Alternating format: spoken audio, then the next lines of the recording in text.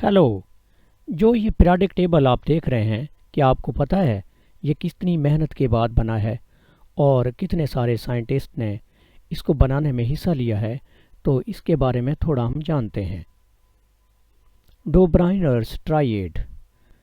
Döbereiner नामी साइंसदान ने 3 element का एक ग्रुप बनाया और इसको उसने ट्राइएड का नाम दे दिया।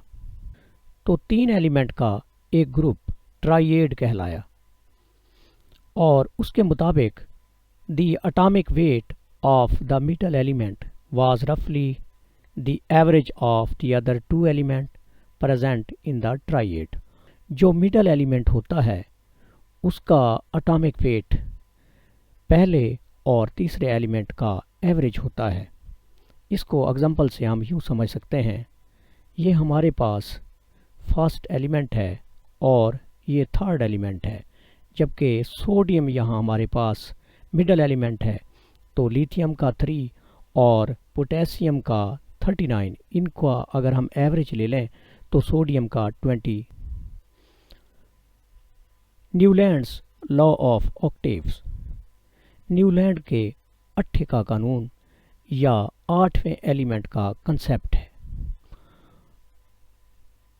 In 1864, Newland observed periodicity in 62 non-element।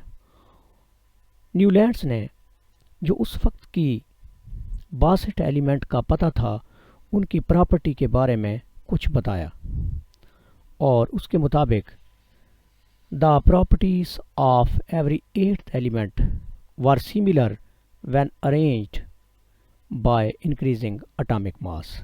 तो न्यूलैंड्स ने हमें ये बताया कि अगर एलिमेंट को बढ़ते हुए एटॉमिक मासेस की बुनियाद पर तरतीब दिया जाए तो हर 8वें एलिमेंट की प्रॉपर्टी पहले एलिमेंट जैसी होंगी। He also classified element into groups. तो यहाँ पे न्यूलैंड्स ने ग्रुप भी तजवीज़ किया कि मुख्तलिफ एलिमेंट के लिए अगर हम प्रॉपर्टी में पीरियोडिसिटी देखना चाहते हैं, एक जैसी प्रॉपर्टी जो रिपीट हो रही हैं, तो वो एलिमेंट को हम ग्रुप्स में रख के कर सकते हैं। Luther-mayor atomic curve. तो कर्व के ज़रिए लोदर-मेयर ने कुछ प्रॉपर्टी सिखाने की कोशिश की है, तो उसको हम सीखते हैं। He plotted a graph of atomic weight जो कि एक्स एक्सिस पे है और एटॉमिक वॉल्यूम जो कि वाई एक्सिस पे है, इन दोनों के दरमियान में उसने ग्राफ बनाया और उसने एक ख़ास किस्म की एलिमेंट की प्रॉपर्टी के बारे में बताया। तो इस ग्राफ के थ्रू हम ये सीख सकते हैं। तो यहाँ पे एटॉमिक वेट जो है वो एक्स एक्सिस पे है और वाई कोऑर्डिनेट पे एटॉमिक वॉल्यूम है।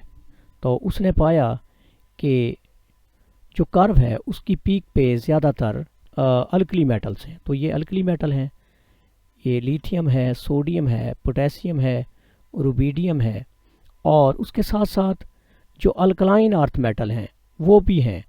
तो ये कर्व की पीक पे होते हैं।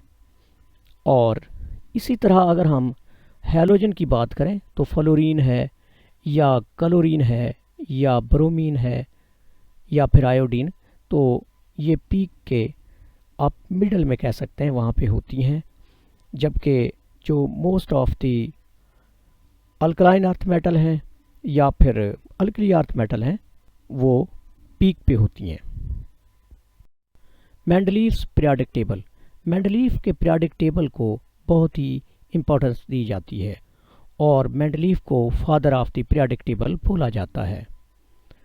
तो मेंडलीव ने 63 जो एलिमेंट उनको उसने बढ़ते हुए एटॉमिक मास की बुनियाद पर तरतीब दिया और उसके मुताबिक he made vertical column called groups.